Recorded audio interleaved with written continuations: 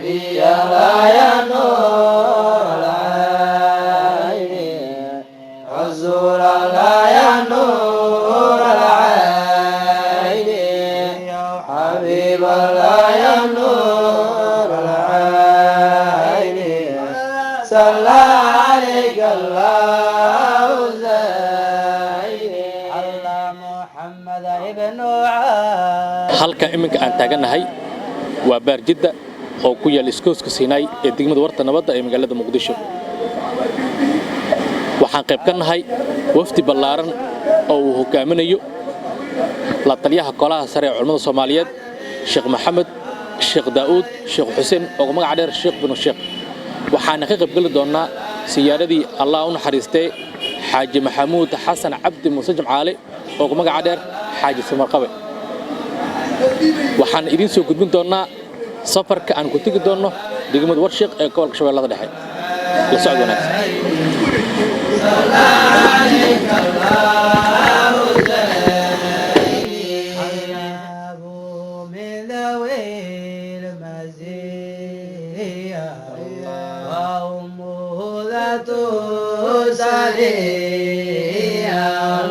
فقد أرضعته سعدية بإذن رب المشرقين نبي الله يا نور العين رسول الله يا نور العين حبيب الله يا نور العين صلى عليك الله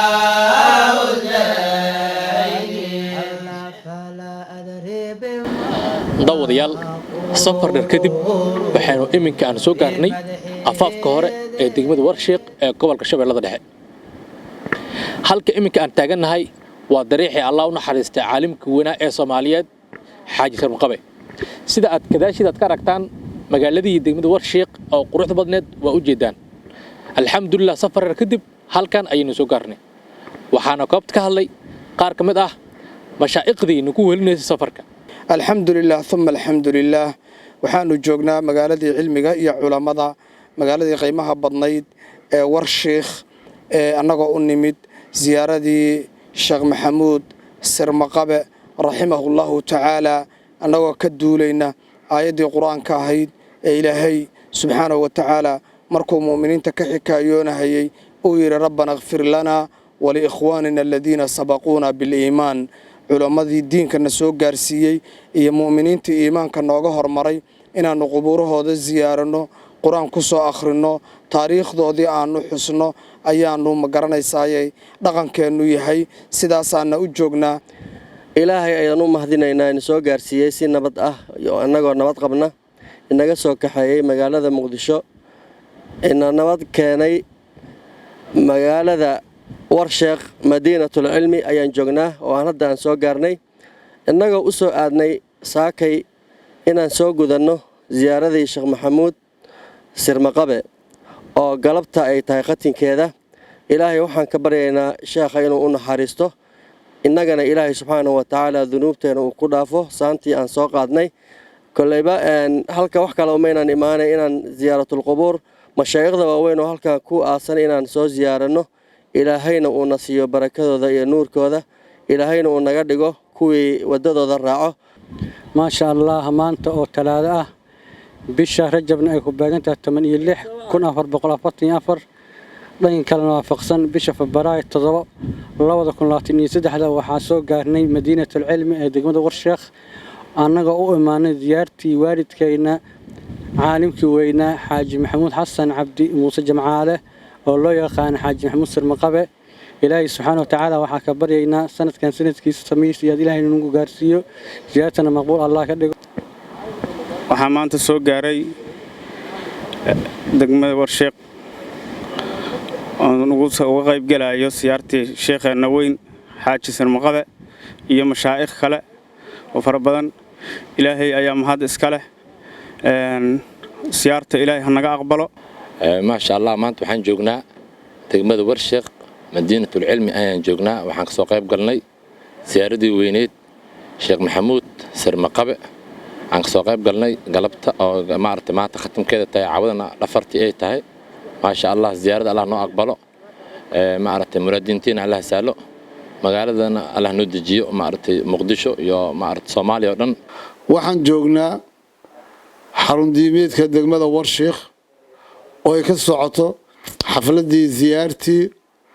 sheekh caalinka ahay Xaaji Maxamuud Xasan oo ku macalin Sheekh Sirmaqabe ay culimada u diin fara badan inagala soo qayb galeen haddana culimada Warshiiq gaaraan reer Sheekh Cabdi Cali waxaan loo yimid culimadii Soomaaliyeed golaha sare ee culimada Soomaaliyeed oo horkacayo Sheekh Liibaan Diiri oo horkacayo galabta waxaa degmada Warshiiq ee gobolka Shabeellaha Dhexe lagu qabtay qatanka siyaaradii Allah u naxariistay Xaaji Maxamuud Xasan Cabdi Muuse Jimcaale oo ku magac dheer Xaaji Maxamuud Sirmaqabe kana mid ahaa talaamiidii ka aflaxay Allah u naxariistay Sheekh Abiikar Muxdar waxaan lagu qabtay qatanka markaska weyn ee Xaaji Maxamuud Sirmaqabe waxaana ka soo qayb galay qatanka siyaarada mashaayikh xer iyo marsharaf aad u fara badan oo ka kala yimid Muqdisho iyo qaybo ka mid ah gobolka Shabeellaha Dhexe quraanka khadmayka akhrisanay Ilaahay Maxamed Muudeyse qolobadiisa asxaabtiisa iswajdiisa Muudeyse khaasan sheekhana Xaaji Maxamuud Xasan Cabdi علوني سموديسي بركيس على نوع في خير كيس على نفسي على نكثاوش الحمد لله وثناء لله وشكر لله والصلاة والسلام على رسول الله صلى الله عليه وسلم ربنا آتنا في الدنيا حسنة وفي الآخرة حسنة وقنا عذاب النار اللهم بلغ ثواب ما قرأناه ونور ما تلونا هديه وصوت إلى روح نبينا محمد صلى الله عليه وسلم وإلى روح آله وأصحابه وزوجه وذريته خاصة آتينا ثواب ما قرأناه إلى حضرة شيخنا وسيدنا الشيخ حاج محمد وحسن وعبده ووصوله وفرعه ومعلمه ومشايخه ولمن له علاقة به ولجميع المسلمين والمسلمات والمؤمنين والمؤمنات الأحياء منهم والأموات برحمتك يا أرحم الراحمين وذكر الله أعلى وذكر الله أعلى وبالتقديم أولى وذكر الله أعلى وذكر الله أعلى وذكر الله أعلى وبالتقديم أولى وذكر الله أعلى ألا يا صاحب الله إله لنا سوى الله مولانا تجلى وذكر الله يعلى علونا مذ سالقنا علونا مذ سالقنا طريق ولا ريقنا في المقام إلا بذكرك ولا ريقنا في المقام عليكم سلام الله يا عليكم سلام الله يا أهل القدر وأنتم على خير وعلى المناج وأنتم على خير عليكم بشكر الله يا عليكم بشكر الله يا أهل القدر سادام عبد الله سياد warbaahinta caalamiga ah al-mutaxaabuna fillah degmada Warshiiq gobolka Shabeellaha Dhexe